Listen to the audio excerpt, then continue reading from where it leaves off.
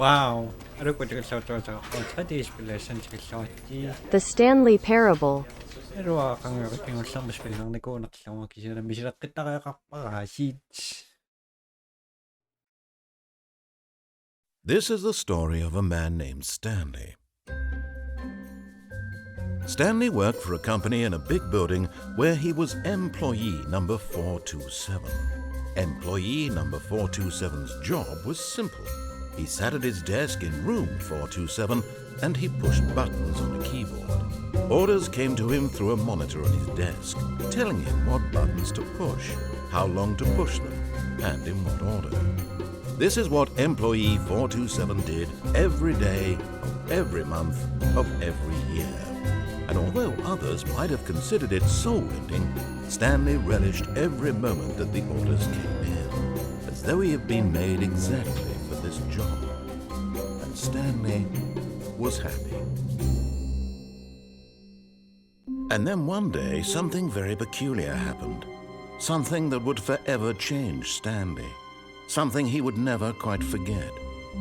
He had been at his desk for nearly an hour when he realized that not one single order had arrived on the monitor for him to follow.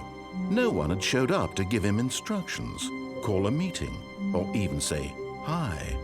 Never in all his years at the company had this happened, this complete isolation.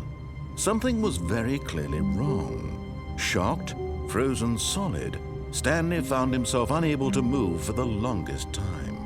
But as he came to his wits and regained his senses, he got up from his desk and stepped out of his office. Spilli аллартиппаа. Вана. Шааллажаа. All of his co-workers were gone. What could it mean? Stanley decided to go to the meeting room. Perhaps he had simply missed a memo. No matter how hard Stanley looked, he couldn't find a trace of his co-workers. Iwagos. Okay. Tapos ngok. Ngok kan isa paswa. Waduh, sure.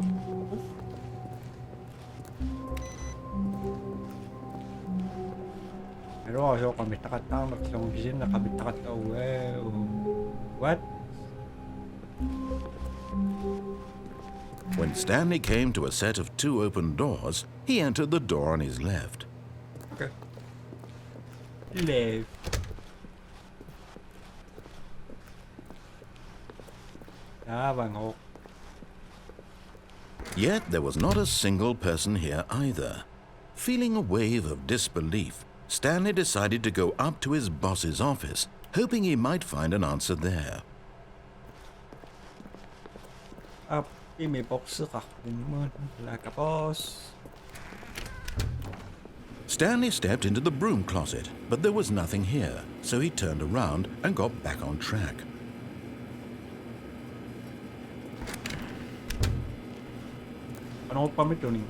There was nothing here.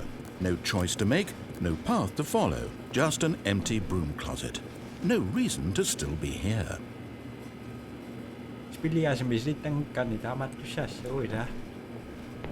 It was baffling that Stanley was still just sitting in the broom closet. He wasn't even doing anything. At least if there was something to interact with, he'd be justified in some way. As it is, he's literally just standing there doing sweet FA.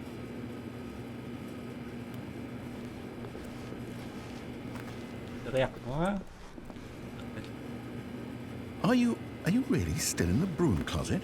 Standing around doing nothing? Why? Please offer me some explanation here. I'm genuinely confused. Stanley. 너무 닭대신 나와. Windows. Lumps. What? 로시라 끝났어.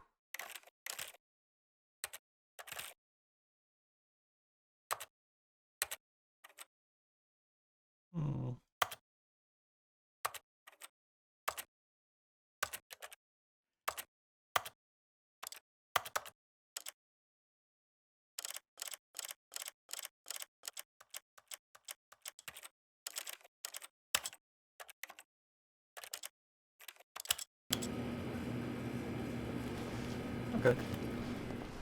Pero kasi natin nakso. Coming to a staircase, Stanley walked upstairs to his boss's office. Kumot.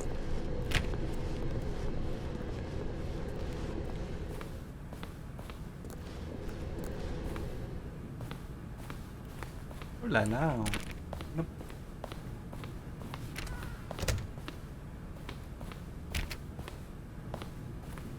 La la la la la la la. Stepping into his manager's office, Stanley was once again stunned to discover not an indication of any human life. Shocked, unraveled, Stanley wondered in disbelief who orchestrated this. What dark secret was being held from him? What he could not have known was that the keypad behind the boss's desk guarded the terrible truth that his boss had been keeping from him. And so the boss had assigned it an extra secret PIN number, 2845. Esta moment. Kita kang miyak sa nga na.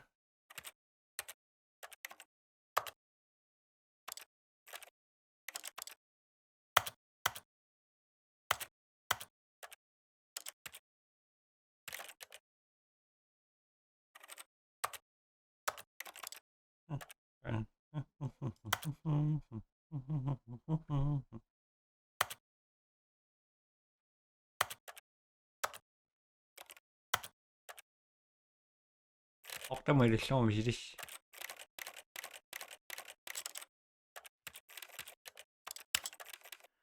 Java audio. Speak phone.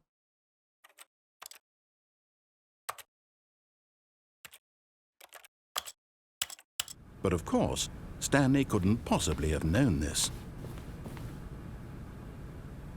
Ashima?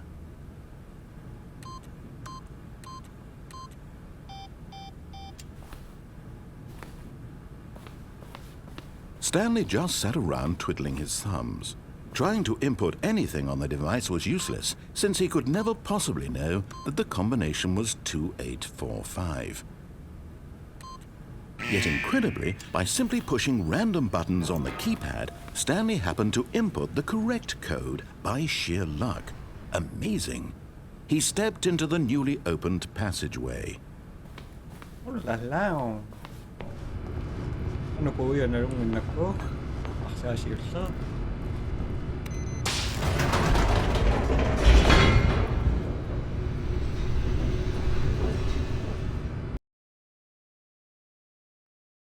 Lewis.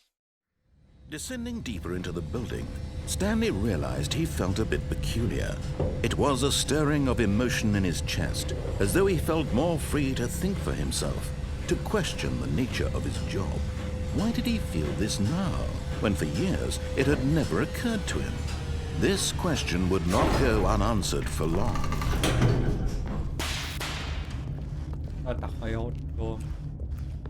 Stanley walked straight ahead through the large door that read Mind Control Facility.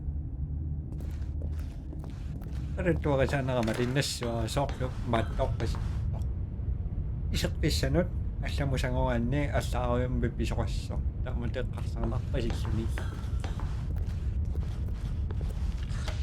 The lights rose on an enormous room packed with television screens. What horrible secret did this place hold? Stanley thought to himself. Did he have the strength to find out?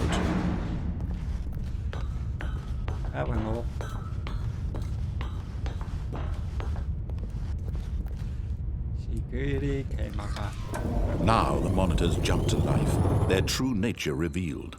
Each bore the number of an employee in the building, Stanley's co-workers. The lives of so many individuals reduced to images on a screen, and Stanley, one of them, eternally monitored in this place where freedom meant nothing.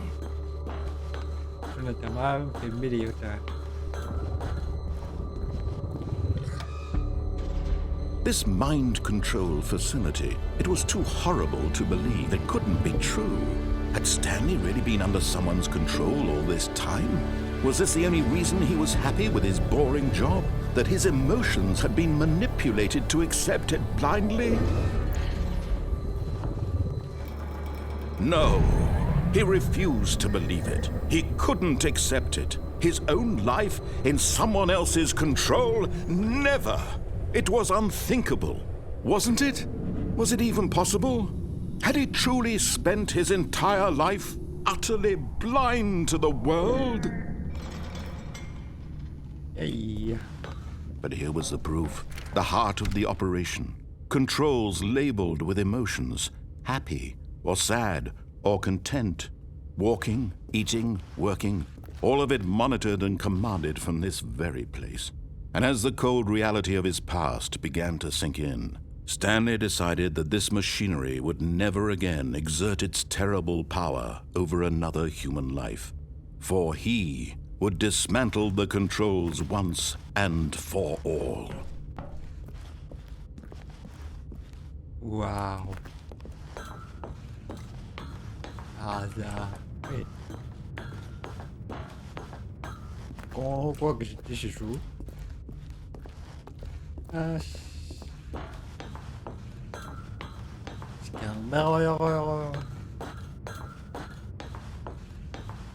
And when at last he found the source of the room's power, he knew it was his duty, his obligation, to put an end to this horrible place and to everything it stood for.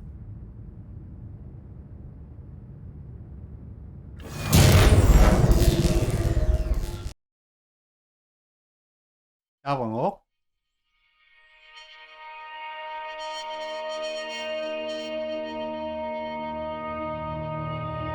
Blackness and a rising chill of uncertainty. Was it over?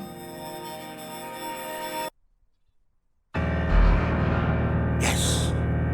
He had won. He had defeated the machine, unshackled himself from someone else's command. Freedom was mere moments away. And yet, even as the immense door slowly opened, Stanley reflected on how many puzzles still lay unsolved. Where had his co-workers gone? How had he been freed from the machine's grasp? What other mysteries did this strange building hold? But as sunlight streamed into the chamber, he realized none of this mattered to him, for it was not knowledge or even power that he had been seeking, but happiness. Perhaps his goal had not been to understand, but to let go.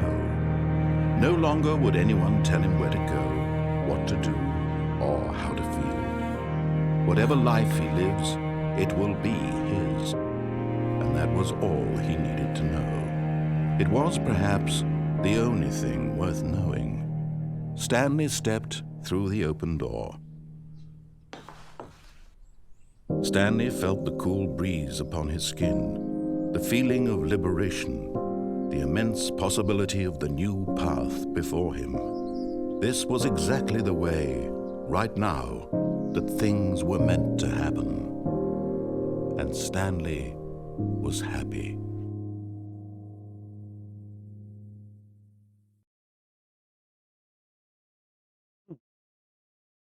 Chiusi massivo.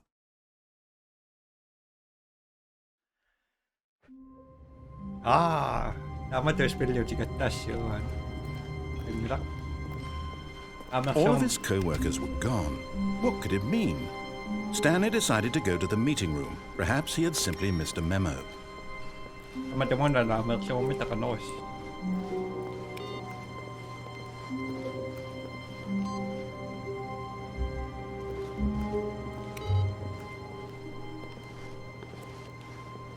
Siya umisiswa. When Stanley came to a set of two open doors, he entered the door on his left.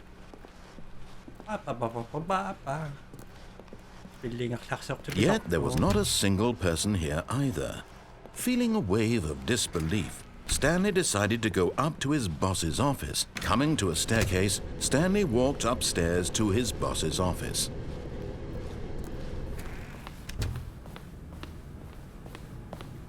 Stepping into his manager's office, Stanley was once again stunned to discover not an indication of any human life. What could it mean? Stanley wondered aloud to nobody. He began wildly tearing through papers on the boss's desk, pulling books off the shelf. looking behind paintings, desperate for clues to his situation. But his attention was caught by a keypad behind the boss's desk. What could its purpose be? In fact, this keypad guarded the terrible secret that lay buried below his feet. Stanley was in such a rush to get through the story as quickly as possible, he didn't even have a single minute to just let the narrator talk. That kind of anxiety isn't healthy, so he relaxed for a few moments with some calming New Age music. Apa si Pinocchio dapat New Age, yeah. Happy. Feeling soothed and rejuvenated, Stanley calmly walked forward into the opened passageway. Okay, Sophie, baby, baby, baby. You open here from. Okay, kaso na pala sisindangan ni Dr. Saro. Namat ka umisira reaksyon, tamat isu sa katala reaksyon. Stanley walked straight ahead through the large door that read Mind Control Facility.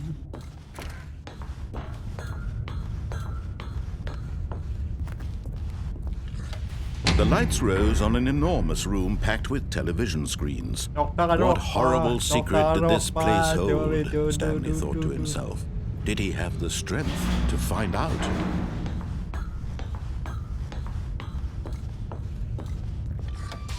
Now the monitors jumped to life, their true nature revealed. Each bore the number of an employee in the building, Stanley's co-workers. The lives of so many individuals reduced to images on a screen, and Stanley, one of them, eternally monitored in this place where freedom meant nothing. This mind control facility, it was too horrible to believe. It couldn't be true. Had Stanley really been under someone's control all this time? Was this the only reason he was happy with his boring job? That his emotions had been manipulated to accept it blindly?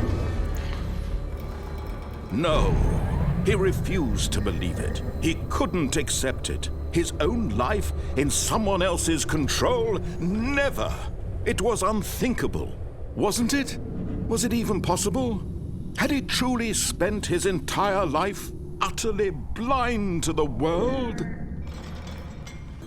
But here was the proof, the heart of the operation. Controls labeled with emotions, happy or sad or content. Walking, eating, working, all of it monitored and commanded from this very place. And as the cold reality of his past began to sink in, Stanley decided that this machinery... Oh, Stanley, you didn't just activate the controls, did you? After they kept you enslaved all these years, you go and you try to take control of the machine for yourself. Is that what you wanted? Control? Oh, Stanley, I applaud your effort, I really do. But you need to understand, there's only so much that machine can do. You were supposed to let it go, turn the controls off, and leave. If you want to throw my story off track, you're going to have to do much better than that. I'm afraid you don't have nearly the power you think you do. For example, and I believe you'll find this pertinent, Stanley suddenly realized he had just initiated the network's emergency detonation system. In the event that this machine is activated without proper DNA identification, nuclear detonators are set to explode, eliminating the entire complex. How long until detonation then? Let's say 2 minutes. Now this is making things a little more fun, isn't it, Stanley? It's your time to shine. You are the star. It's your story now. Shape it to your heart's desires. Oh, this is much better than what I had in mind. What a shame we have so little time left to enjoy it. Mere moments until the bomb goes off. But what precious moments each one of them is. More time to talk about you, about me, where we're going, what all this means. I barely know where to start. What's that? You'd like to know where your co-workers are? A moment of solace before you're obliterated? All right, I'm in a good mood. You're gonna die anyway. I'll tell you exactly what happened to them. I erased them. I turned off the machine. I set you free. Of course, that was merely in this instance of the story. Sometimes when I tell it, I simply let you sit there in your office forever, pushing buttons endlessly and then dying alone. Other times, I let the office sink into the ground, swallowing everyone inside, or I let it burn to a crisp. I have to say this, though, this version of events has been rather amusing. Watching you try to make sense of everything and take back the control wrested away from you, it's quite rich. I almost hate to see it go. But I'm sure whatever I come up with on the next go-around will be even better. My goodness, only 34 seconds left. But I'm enjoying this so much. You know what? To hell with it. I'm going to put some extra time on the clock, why not? These are precious additional seconds, Stanley. Time doesn't grow on trees. Oh dear me, what's the matter, Stanley? Is it that you have no idea where you're going or what you're supposed to be doing right now? Or did you just assume when you saw that timer that something in this room was capable of turning it off? I mean, look at you. Running from button to button, screen to screen, clicking on every little thing in this room. These numbered buttons, no, these colored ones, or maybe this big red button, or this door. Everything, anything, something here will save me. Why would you think that, Stanley? That this video game can be beaten? Won? Solved? Do you have any idea what your purpose in this place is? Stanley, you're in for quite a disappointment. But here's a spoiler for you. That timer isn't a catalyst to keep the action moving along. It's just seconds ticking away to your death. You're only still playing instead of watching a cutscene because I want to watch you for every moment that you're powerless. To see you made humble. This is not a challenge. It's a tragedy. You wanted to control this world, that's fine. But I'm going to destroy it first, so you can't. Take a look at the clock, Stanley. That's 30 seconds you have left to struggle. 30 seconds until a big boom and then nothing. No ending here, just you being blown to pieces. Will you cling desperately to your frail life, or will you let it go peacefully? Another choice. Make it count, or don't. It's all the same to me, all a part of the joke. And believe me, I will be laughing at every second of your inevitable life from the moment we fade in until the moment I say, happily ever up.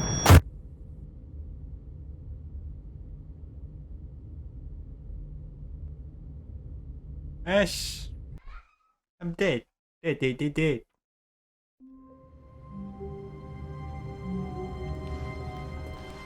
All of his co-workers were gone. What could it mean? Stanley decided to go to the meeting room. Perhaps he had simply missed a memo.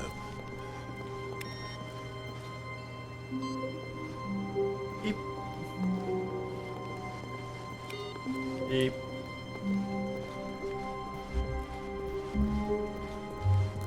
Aba.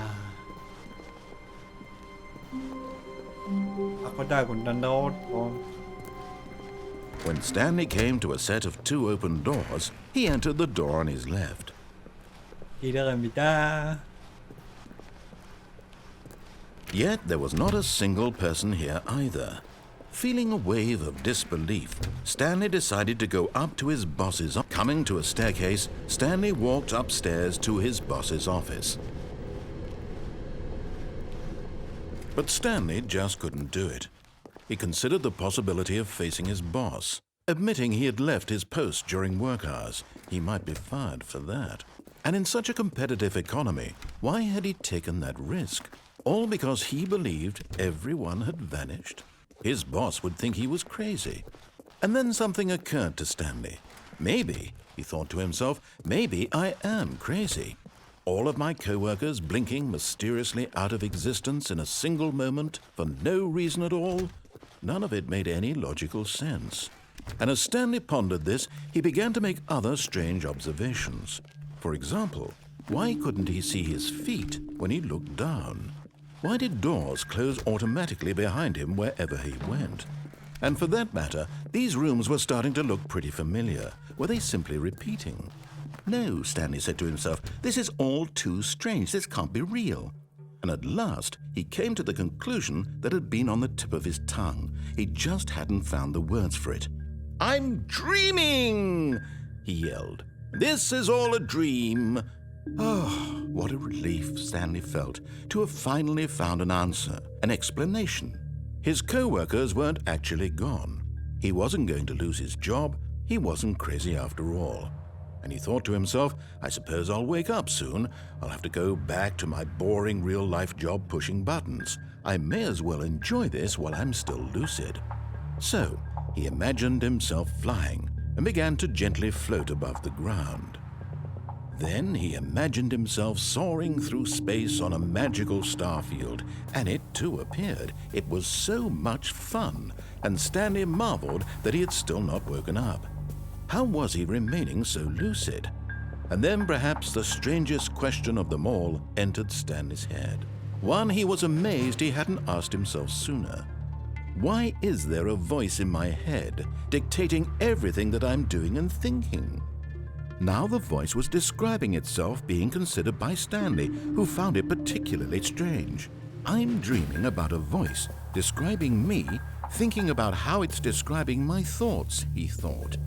And while he thought it all very odd and wondered if this voice spoke to all people in their dreams, the truth was that, of course, this was not a dream. How could it be? Was Stanley simply deceiving himself, believing that if he's asleep, he doesn't have to take responsibility for himself? Stanley is as awake right now as he's ever been in his life. Now, hearing the voice speak these words was quite a shock to Stanley. After all, he knew for certain, beyond a doubt, that this was in fact a dream. Did the voice not see him float and make the magical stars just a moment ago? How else would the voice explain all that? This voice was a part of himself too. Surely, if he could just... He would prove it. He would prove that he was in control, that this was a dream. So he closed his eyes gently, and he invited himself to wake up. He felt the cool weight of the blanket on his skin, the press of the mattress on his back, the fresh air of a world outside this one. Let me wake up, he thought to himself. I'm through with this dream. I wish it to be over. Let me go back to my job. Let me continue pushing the buttons. Please, it's all I want. I want my apartment and my wife and my job. All I want is my life exactly the way it's always been. My life is normal. I am normal. Everything will be fine. I am okay.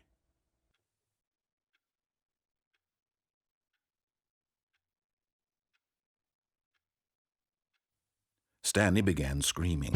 Please, someone, wake me up. My name is Stanley. I have a boss. I have an office. I am real. Please, just someone tell me I am real. I must be real. I must be. Can anyone hear my voice? Who am I? Who am I?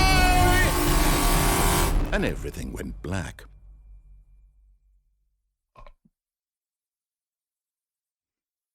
This is the story of a woman named Mariella.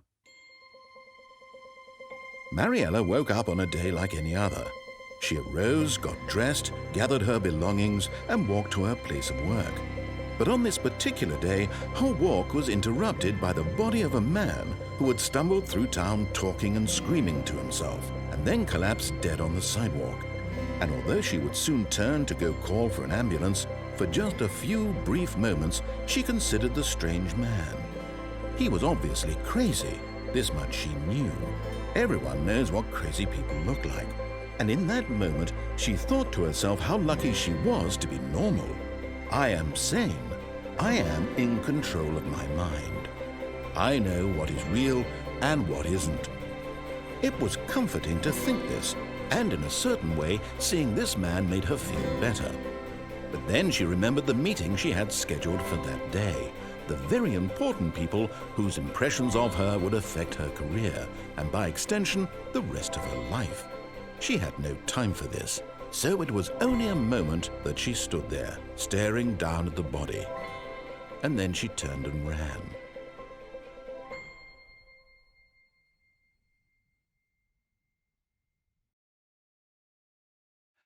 Jamais 下是有什的什么嘛？两手有钱呢？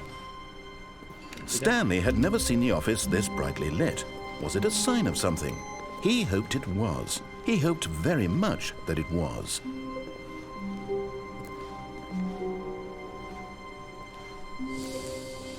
Huh?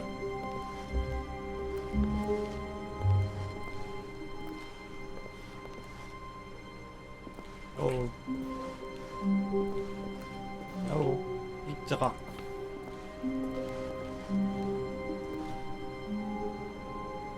Ay! Yeah. Two. Up. Hey.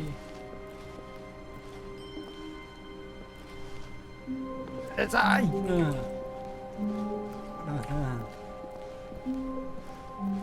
Hey. Ah. Okay. Ah.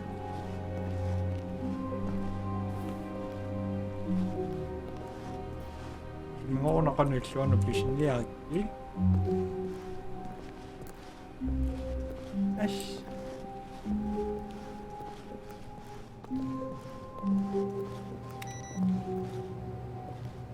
Ah, bangok.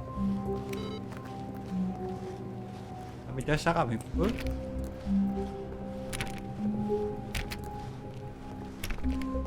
When Stanley came to a set of two open doors, he entered the door on his left.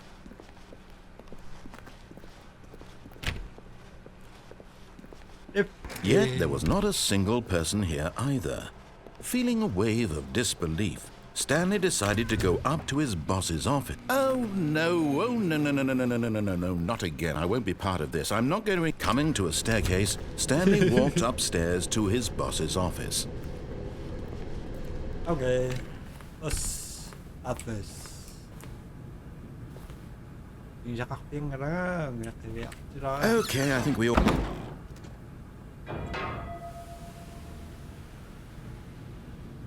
What?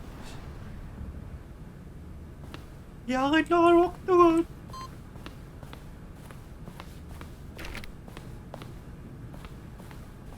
Di pa ako push ni Jowa. Asya, di pa. Oh. What? I win. Pepe. Ra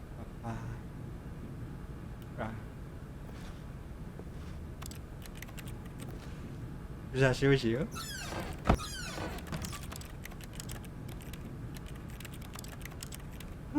地方还知道。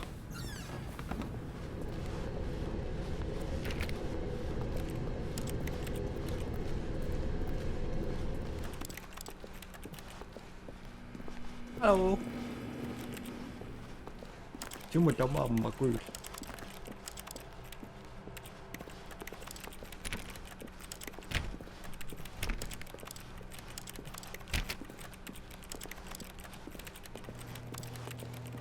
Sao sủi gì? Sao bằng hố?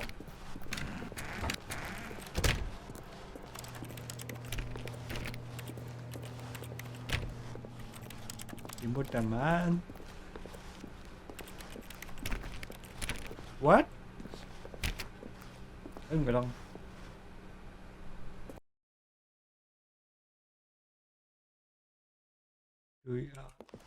Zombie bunga?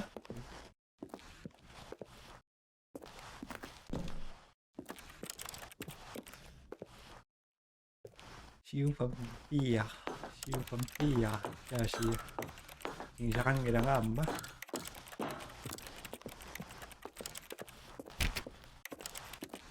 Không mới đà mà, sao nó thì mê. Nhìn ra con đang ai nhặt rồi xóa cả.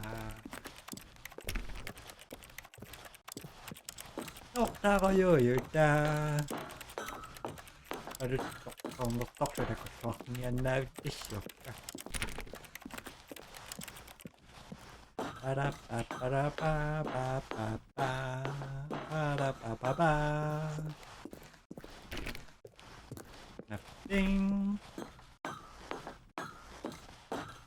Nothing. Ja, stressé.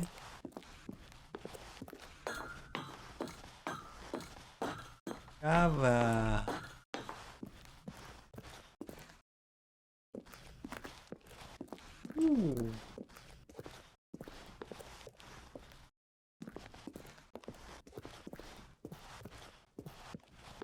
앞으로요.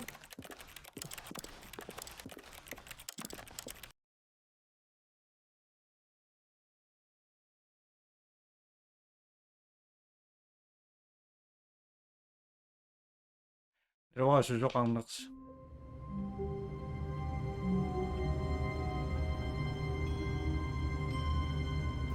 Stanley paano ba siya? Just a step through this door, Stanley thought to himself. That's all I need. If I can make it through this door, I can make it through them all.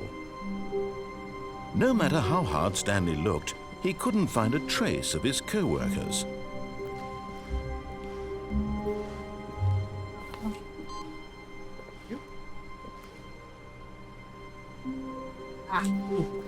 Phía. Các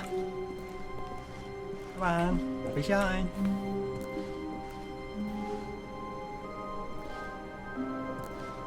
Suoci kok sendaro.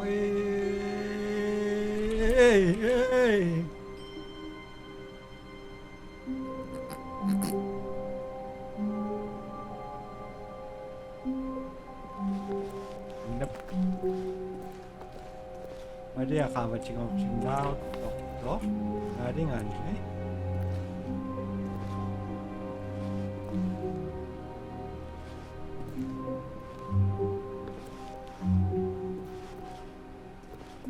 Sige sinangin na ba doon eh? Yawa to kami. Apa?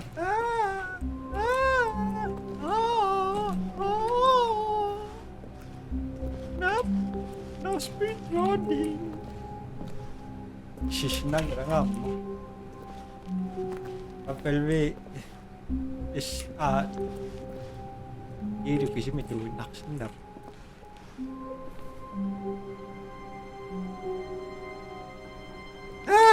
Nga na naman na pisikuyok pero. Siya yun na kisimilikihan namin.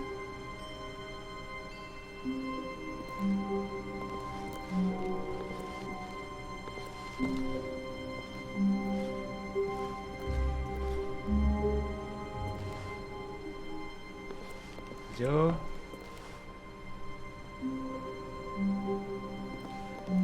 Someday, not today.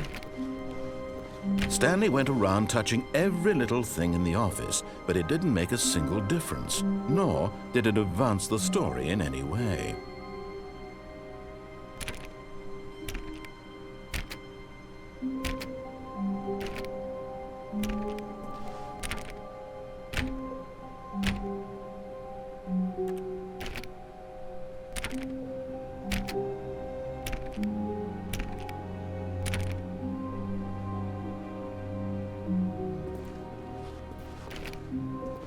Oh, please. Are you really just doing this for the achievement?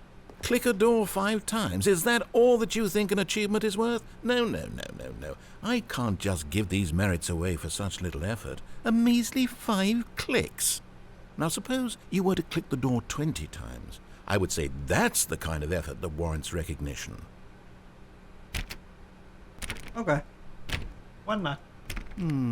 I have to say, I'm still not feeling the satisfaction of witnessing true effort for a noble cause. Perhaps 50 clicks will do it. Yes, almost certainly 50 clicks. Isn't directly short.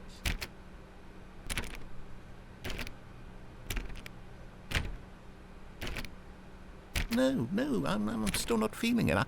I want this achievement to have meant something. It has to be a true reward for valiant effort. I want to see some hustle, Stanley. I want to see commitment, a willingness to go all the way, no matter what the cost. Why don't you go put 20 clicks into door number 417? 417. Where is he? 417. 417. In 7. In 7. Where are you? 5. Running. Ayun na. Oh, great. Now, go click a few times on door 437. Okay. Kapapapapapasuy na. Number? Excellent. I think we're getting somewhere. Now, door 415. Let's give it 10 clicks or so. Så vi börjar pumpen. Ja. Pumpen minuter och det kommer pumpen. Now, back to door number 437. Okay. Up. Look at it. 37. Let's see. How about you click on, well, I don't know, the copy machine? Machine. All right, back to room 417. I'm really feeling it now. I think we're getting somewhere.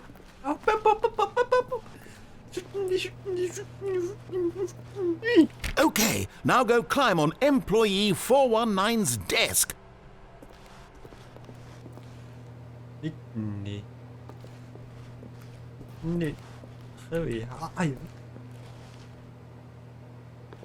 Yes! This is great! You're putting it all on the line, Stanley. I like that. All right, let's keep it up. Go give me a few clicks on door 416. Okay. We've almost got it! Now the copy machine, do that one again! Coffee machine? Kung nag-go ng coffee machine. Coffee machine.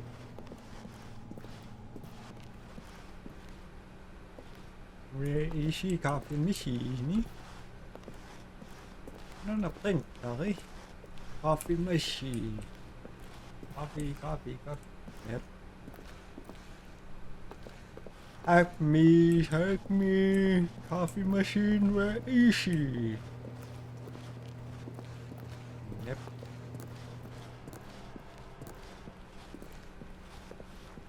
Coffee.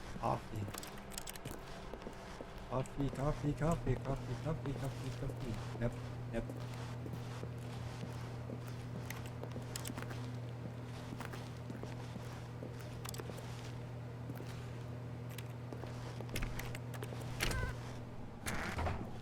You are trying coffee machine.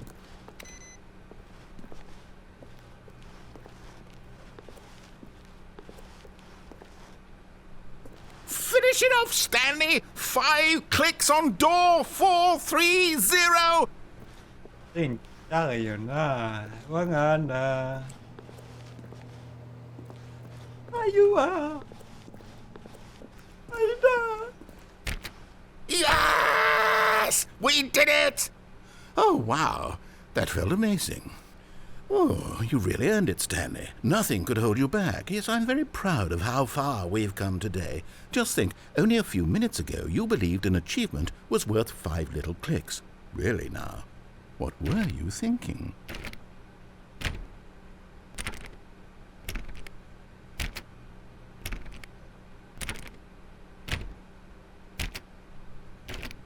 Okay.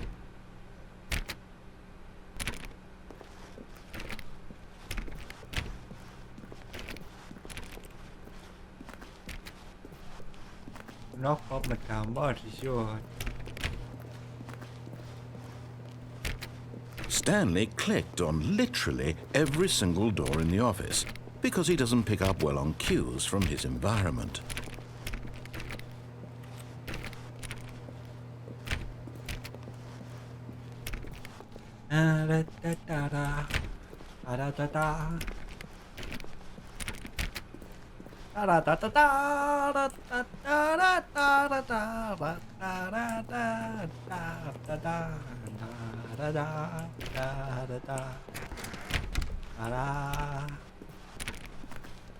When Stanley came to a set of 2 open doors, he entered the door on his left. This was not the correct way to the meeting room, and Stanley knew it perfectly well. Perhaps he wanted to stop by the employee lounge first, just to admire it. Şuradan yaklarlık var. Öyle nasıl yapıyorsun? Naksak şunu sistem ister.